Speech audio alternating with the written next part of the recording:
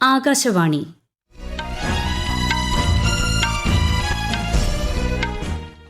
നമസ്കാരം. വാർത്തകൾ വായിക്കുന്നത് സോഫിയ ഡാനിയൽ.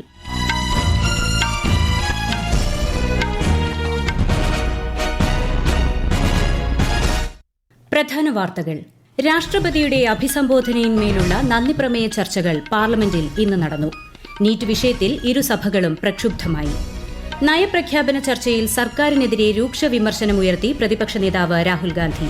പ്രതിപക്ഷ പരാമർശങ്ങളെ കടന്നാക്രമിച്ച് ഭരണപക്ഷം. രാജ്യത്ത് ഇന്നു മുതൽ പ്രാബല്യത്തിൽ വന്ന 3 ക്രിമിനൽ നിയമങ്ങൾ നീതി നിർവഹണം വേഗത്തിലാക്കുമെന്ന് കേന്ദ്ര ആഭ്യന്തരമന്ത്രി അമിത്ഷാ. കേരളത്തിൽ 4 വർഷ ബിരുദ കോഴ്സുകൾക്ക് തുടക്കമായി. ഉദ്ഘാടനം മുഖ്യമന്ത്രി പിണറായി വിജയൻ തിരുവനന്തപുരത്ത് നിർവഹിച്ചു. ദക്ഷിണാഫ്രിക്കയ്ക്കെതിരായ വനിതാ ക്രിക്കറ്റ് ടെസ്റ്റിൽ ഇന്ത്യയ്ക്ക് 10 വിക്കറ്റ് ജയം. വാർത്തകൾ വിശദമായി. രാഷ്ട്രപതിയുടെ അഭിസംബോധനയിന്മേലുള്ള നന്ദിപ്രമേയ ചർച്ചകൾ പാർലമെന്റിന്റെ ഇരുസഭകളിലും ഇന്ന് നടന്നു. നീറ്റ് വിഷയം ഉയർത്തിയുള്ള രൂക്ഷമായ പ്രതിപക്ഷ പ്രതിഷേധത്തിനും പാർലമെന്റ് ഇന്ന് വേദിയായി. ബിജെപി അംഗങ്ങളായ അനുരാഗ് സിംഗ് ഠാക്കൂർ, ബാംസുരി സ്വരാജ്, പ്രതിപക്ഷ നേതാവ് രാഹുൽ ഗാന്ധി, കോൺഗ്രസ് ദേശീയ അധ്യക്ഷൻ മല്ലികാർജ്ജുൻ ഖർഗെ തുടങ്ങിയവർ ചർച്ചയിൽ പങ്കെടുത്തു. ജനക്ഷേമത്തിനും സാമ്പത്തിക വളർച്ചയ്ക്കുമായി നിരവധി നടപടികൾ നരേന്ദ്രമോദി സർക്കാർ കഴിഞ്ഞ 10 വർഷത്തിനിടെ നടപ്പാക്കിയതായി ശ്രീ അനുരാഗ് സിംഗ് ഠാക്കൂർ ചർച്ചയിൽ പങ്കെടുത്തുകൊണ്ട് പറഞ്ഞു. 25 കോടി ജനങ്ങളെ സർക്കാർ ദാരിദ്ര്യത്തിൽ നിന്നും കരകയറ്റിയതായും 80 കോടി ജനങ്ങൾക്ക് സൌജന്യ ഭക്ഷ്യധാന്യം നൽകിയതായും അദ്ദേഹം ചൂണ്ടിക്കാട്ടി. കർഷക ക്ഷേമത്തിനും സ്ത്രീ ശാക്തീകരണത്തിനും കേന്ദ്ര സർക്കാർ പ്രത്യേക പ്രാധാന്യം നൽകുന്നതായി ബിജെപി എംപി ബാംസുരി സ്വരാജ് പറഞ്ഞു. നീറ്റ് പരീക്ഷാ ക്രമക്കേട്, അഗ്നിവീർ പദ്ധതി, മണിപ്പൂർ കലാപം, വിലക്കയറ്റം, കർഷക പ്രശ്നങ്ങൾ എന്നിവ ഉയർത്തി കേന്ദ്ര സർക്കാരിനെതിരെ രൂക്ഷ വിമർശനമാണ് ശ്രീ രാഹുൽ ഗാന്ധി സഭയിൽ ഉന്നയിച്ചത്. നീറ്റ് പരീക്ഷ പണക്കാരെ മാത്രം പിന്തുണയ്ക്കുന്ന രീതിയിലാണ് ആസൂത്രണം ചെയ്തിരിക്കുന്നതെന്ന് ആരോപിച്ച അദ്ദേഹം നീറ്റ് ക്രമക്കേട് ചർച്ച ചെയ്യുന്നതിന് മാത്രമായി ഒരു ദിവസം മാറ്റിവെക്കണമെന്ന ആവശ്യവും മുന്നോട്ടുവച്ചു. ഒരു സമുദായവുമായി ബന്ധപ്പെട്ട ശ്രീ രാഹുൽ ഗാന്ധിയുടെ പരാമർശത്തിനെതിരെ പ്രധാനമന്ത്രിയും കേന്ദ്ര ആഭ്യന്തരമന്ത്രി അമിത്ഷായും രംഗത്തു വന്നതോടെ സഭ കൂടുതൽ സംഘർഷഭരിതമായി.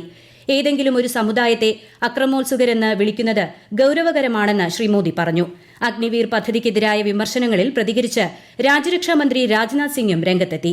ജോലിക്കിടെ ജീവൻ നഷ്ടമാകുന്ന അഗ്നിവീറുകൾക്ക് രക്തസാക്ഷി പദവി നൽകുന്നില്ല എന്നാണ് രാഹുൽ ഗാന്ധി ആരോപിച്ചത്. ഇത് സഭയെ തെറ്റിദ്ധരിപ്പിക്കുന്ന പരാമർശമാണെന്ന് രാജ്യരക്ഷാമന്ത്രി പറഞ്ഞു. രാജ്യസഭയിലും നീറ്റ് വിഷയവുമായി ബന്ധപ്പെട്ട പ്രതിപക്ഷ ബഹളത്തിനിടെയാണ് നന്ദിപ്രമേയ ചർച്ചകൾ നടന്നത്. കാഴ്ചപ്പാടും ദിശയും നഷ്ടപ്പെട്ടതാണ് രാഷ്ട്രപതിയുടെ നയപ്രഖ്യാപന പ്രസംഗമെന്ന് ചർച്ചയിൽ പങ്കെടുത്തുകൊണ്ട് രാജ്യസഭാ പ്രതിപക്ഷ നേതാവ് മല്ലികാർജ്ജുൻ ഖർഗെ പറഞ്ഞു. നീറ്റ്, ട്രെയിൻ അപകടങ്ങൾ, ജമ്മുകശ്മീർ ഭീകരാക്രമണം തുടങ്ങിയ വിഷയങ്ങളിലും അദ്ദേഹം കേന്ദ്ര സർക്കാരിനെതിരെ വിമർശനം ഉയർത്തി. നിരുത്തരവാദപരമായ പ്രസ്താവനയാണ് പ്രതിപക്ഷ നേതാവ് രാഹുൽ ഗാന്ധി ഇന്ന് ലോക്സഭയിൽ നടത്തിയതെന്ന് കേന്ദ്ര വാർത്താവിതരണ പ്രക്ഷേപണ മന്ത്രി അശ്വിനി വൈഷ്ണവ്. രാജ്യത്തെ ജനങ്ങളെ വേദനിപ്പിക്കുന്ന പ്രസ്താവനയാണിതെന്നും അദ്ദേഹം ന്യൂഡൽഹിയിൽ വാർത്താസമ്മേളനത്തിൽ പറഞ്ഞു. പ്രതിപക്ഷ നേതാവിന്റെ പദവി ഏറെ ഉത്തരവാദിത്തം നിറഞ്ഞതാണെന്ന് ചൂണ്ടിക്കാട്ടിയ കേന്ദ്രമന്ത്രി അഗ്നിവീർ പദ്ധതിയെക്കുറിച്ച് ശ്രീ രാഹുൽ ഗാന്ധി തെറ്റായ കാര്യങ്ങളാണ് പറഞ്ഞതെന്നും വിമർശിച്ചു. ഭരണഘടനാ സ്ഥാപനങ്ങളെ ദുർബലപ്പെടുത്താനാണ് കോൺഗ്രസ് ശ്രമിക്കുന്നതെന്നും അദ്ദേഹം കുറ്റപ്പെടുത്തി. ഇന്ത്യയിൽ ഇന്നു മുതൽ പ്രാബല്യത്തിൽ വന്ന 3 ക്രിമിനൽ നിയമങ്ങൾ അത്യാധുനിക നീതിന്യായ വ്യവസ്ഥ രാജ്യത്ത് ഉറപ്പുവരുത്തുമെന്ന് കേന്ദ്ര ആഭ്യന്തരമന്ത്രി അമിത്ഷാ. തീർത്തും സ്വദേശീയമായ ഈ നിയമങ്ങൾ ഇന്ത്യൻ മൂല്യവ്യവസ്ഥയുടെ സത്ത ഉൾക്കൊള്ളുന്നവയാണെന്നും അദ്ദേഹം ന്യൂഡൽഹിയിൽ മാധ്യമങ്ങളോട് പറഞ്ഞു. വേഗത്തിൽ നീതി നടപ്പാക്കുന്നതിനും കുറ്റകൃത്യങ്ങൾക്ക് ഇരയാകുന്നവരുടെ അവകാശങ്ങൾ സംരക്ഷിക്കുന്നതിനും പുതിയ നിയമങ്ങൾ സഹായിക്കും. സ്ത്രീകൾക്കും കുട്ടികൾക്കും എതിരായ കുറ്റകൃത്യങ്ങളിൽ ശിക്ഷ ഉറപ്പാക്കുന്നതിന് പ്രത്യേക പ്രാധാന്യം ഈ നിയമങ്ങളിലൂടെ നൽകുന്നതായും ശ്രീ അമിത്ഷാ വ്യക്തമാക്കി. सबसे पहले हमने इसमें हमारे संविधान के स्पिरिट के तहत दफाओं की और चैप्टर्स की प्रायोरिटी तय की है. तो आजादी के इतने सालों के बाद ये कानून में बदलाव हुआ है जो एक बहुत बड़ा परिचायक है हमारे संविधान के स्पिरिट का. सबसे पहली प्रायोरिटी महिलाओं और बच्चों के अपराध को दी गई है और देश विरोधी हरकतों के लिए नई धारा लेकर आए हैं. इसके ढेर सारे प्रावधान ऐसे किए गए हैं जिससे कई समूहों को फायदा होगा. कई सारी दफाएं आज के समय के अनुकूल धाराएं जोड़ी गई है. अब भारत की एकता और अखंडता को क्षतिग्रस्त करने के लिए ये कानून अमल में आएगा.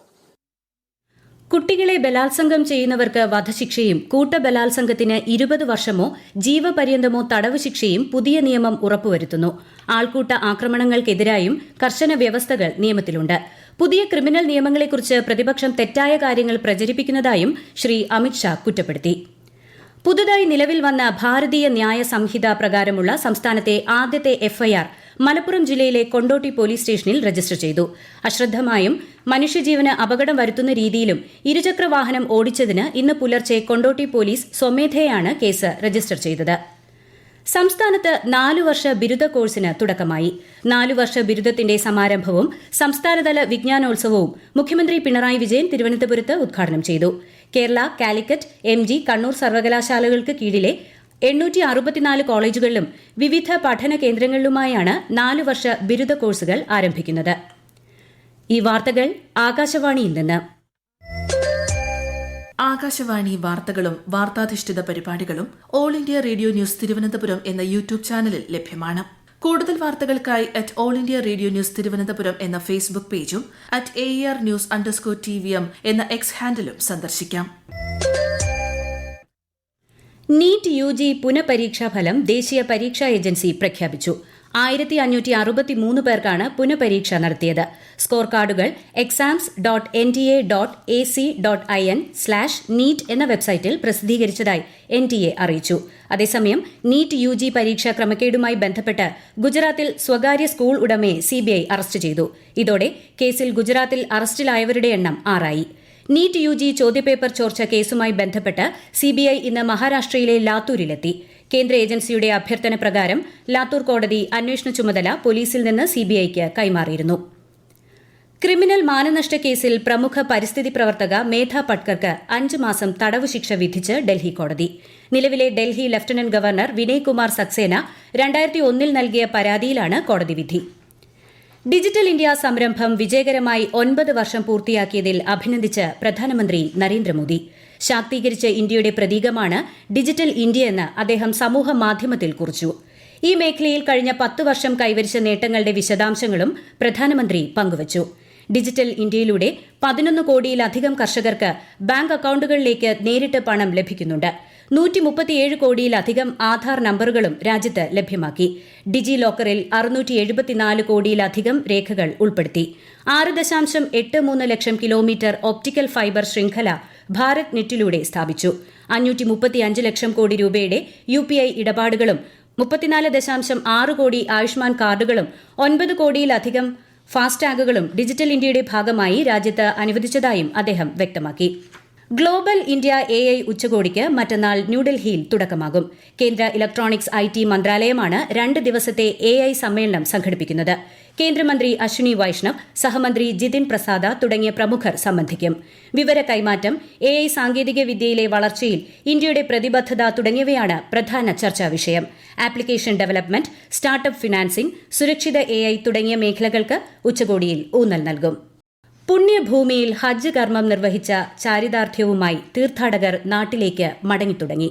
തീർത്ഥാടകരെ വഹിച്ചുള്ള ആദ്യ വിമാനം കരിപ്പൂരിലെത്തി. എയർ ഇന്ത്യ എക്സ്പ്രസ് വിമാനത്തിൽ വൈകിട്ട് 4:30യോടെയാണ് ആദ്യ സംഘം എത്തിയത്. ഹാജിമാരെ സംസ്ഥാന ഹജ്ജ് കമ്മിറ്റി ചെയർമാൻ C. മുഹമ്മദ് ഫൈസിയുടെ നേതൃത്വത്തിൽ വിമാനത്താവളം അധികൃതരും എയർ ഇന്ത്യ എക്സ്പ്രസ് ജീവനക്കാരും ചേർന്ന് സ്വീകരിച്ചു. കോഴിക്കോട്, കണ്ണൂർ, കൊച്ചി വിമാനത്താവളങ്ങൾ വഴി 89 വിമാന സർവീസുകളിലായാണ് ബാക്കിയുള്ള തീർത്ഥാടകർ നാട്ടിലെത്തുക. രണ്ടാമത്തെ വിമാനം ഇന്ന് രാത്രി 8:25 കരിപ്പൂരിലെത്തും. ദക്ഷിണാഫ്രിക്കയ്ക്കെതിരായ വനിതാ ക്രിക്കറ്റ് ടെസ്റ്റിൽ ഇന്ത്യയ്ക്ക് 10 വിക്കറ്റ് ജയം. ചെന്നൈയിലെ ചിദംബരം സ്റ്റേഡിയത്തിൽ നടന്ന മത്സരത്തിൽ ദക്ഷിണാഫ്രിക്ക ഉയർത്തിയ 37 റൺസ് വിജയലക്ഷ്യം ഇന്ത്യ 9.2 ഓവറിൽ മറികടന്നു. ആദ്യ ഇന്നിംഗ്സിൽ ഇന്ത്യ നേടിയ 603 റൺസിനെതിരെ ഫോളോ ഓൺ ചെയ്ത ദക്ഷിണാഫ്രിക്ക ഒന്നാം ഇന്നിംഗ്സിൽ 266 റൺസിനും രണ്ടാം ഇന്നിംഗ്സിൽ 373 റൺസിനും പുറത്താവുകയായിരുന്നു. കുടുംബ പെൻഷൻ പരാതി പരിഹാരത്തിനായി പ്രത്യേക ക്യാമ്പയിന് കേന്ദ്ര സഹമന്ത്രി ജിതേന്ദ്ര സിംഗ് ന്യൂഡൽഹിയിൽ തുടക്കം കുറിച്ചു. കുടുംബ പെൻഷൻ പദ്ധതിയിൽ സ്ത്രീകൾക്കായി അടുത്തിടെ വരുത്തിയ ഭേദഗതികൾ അനുകൂല മാറ്റങ്ങളാണ് കൊണ്ടുവന്നതെന്ന് അദ്ദേഹം പറഞ്ഞു. 1 മാസം നീളുന്ന യജ്ഞത്തിൽ 46 മന്ത്രാലയങ്ങളും വകുപ്പുകളും ഭാഗമാകുന്നുണ്ട്. പ്രധാന വാർത്തകൾ വീണ്ടും. രാഷ്ട്രപതിയുടെ അഭിസംബോധനയിന്മേലുള്ള നന്ദിപ്രമേയ ചർച്ചകൾ പാർലമെന്റിൽ ഇന്ന് നടന്നു. നീറ്റ് വിഷയത്തിൽ ഇരുസഭകളും പ്രക്ഷുബ്ധമായി. നയപ്രഖ്യാപന ചർച്ചയിൽ സർക്കാരിനെതിരെ രൂക്ഷ വിമർശനമുയർത്തി പ്രതിപക്ഷ നേതാവ് രാഹുൽ ഗാന്ധി. പ്രതിപക്ഷ പരാമർശങ്ങളെ കടന്നാക്രമിച്ച് ഭരണപക്ഷം. രാജ്യത്ത് ഇന്നു മുതൽ പ്രാബല്യത്തിൽ വന്ന 3 ക്രിമിനൽ നിയമങ്ങൾ നീതി നിർവഹണം വേഗത്തിലാക്കുമെന്ന് കേന്ദ്ര ആഭ്യന്തരമന്ത്രി അമിത്ഷാ. കേരളത്തിൽ 4 വർഷ ബിരുദ കോഴ്സുകൾക്ക് തുടക്കമായി. ഉദ്ഘാടനം മുഖ്യമന്ത്രി പിണറായി വിജയൻ തിരുവനന്തപുരത്ത് നിർവഹിച്ചു. ദക്ഷിണാഫ്രിക്കയ്ക്കെതിരായ വനിതാ ക്രിക്കറ്റ് ടെസ്റ്റിൽ ഇന്ത്യയ്ക്ക് 10 വിക്കറ്റ് ജയം. വാർത്തകൾ കഴിഞ്ഞു. അടുത്ത വാർത്താ പ്രക്ഷേപണം രാത്രി 8:35.